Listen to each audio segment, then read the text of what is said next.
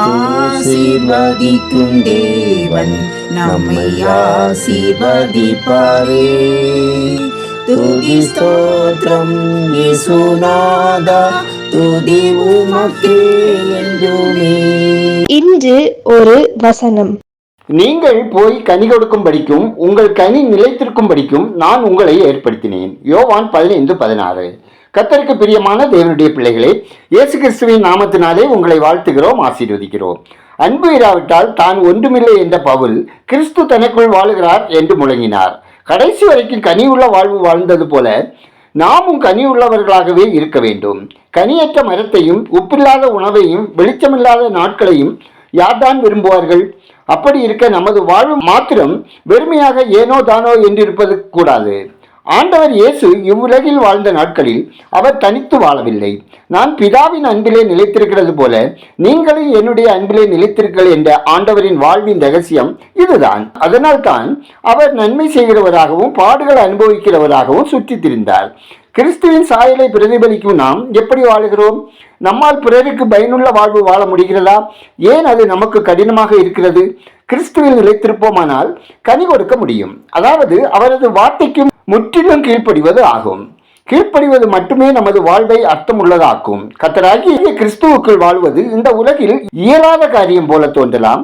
நமது வாழ்வில் கிறிஸ்து இல்லையானால் நமது வாழ்வில் எந்த அர்த்தமும் இல்லை. ஆகவே என்ன துன்பம் நேரிட்டாலும் கிறிஸ்துவுக்காக வாழ நம்மை அர்ப்பணிப்போம், மிகுந்த கனிகளை கொடுப்போம். ஜெபம் செய்வோம். அன்பின் பரலோக பிதாவே, ஆசீர்வாதமான இந்த நாளுக்காய், இந்த நாளின் வசனத்துக்காய் நன்றி சொல்லுகிறோம்.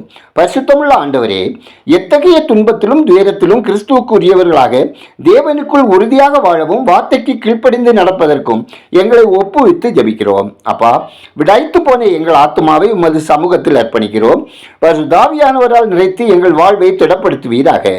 கர்த்தாவே, தீமையான சிந்தனைகள், துக்கம், வேதனை எங்களை விட்டு அகன்று போக செய்யுங்க.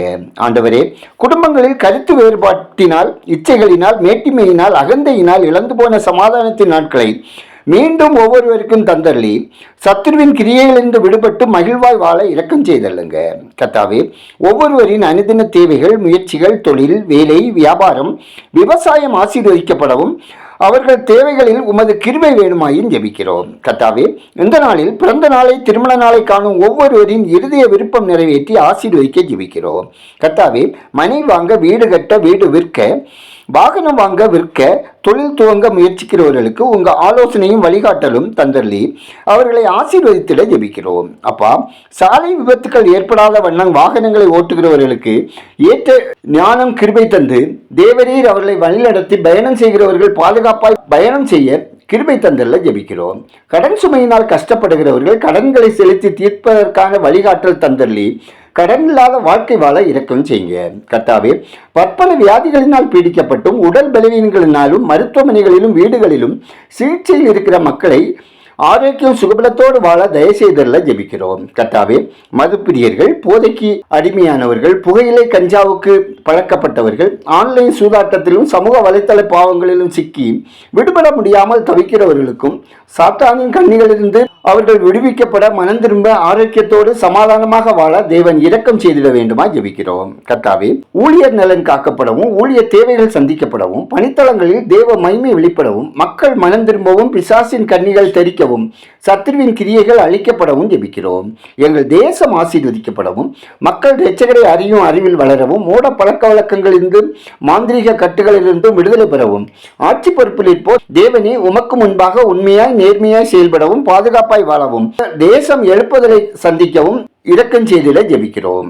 கர்த்தாவே, எங்கள் ஜெபத்தை கேட்டதற்காய் உம்மை துதிக்கிறோம், ஸ்தோத்தரிக்கிறோம்.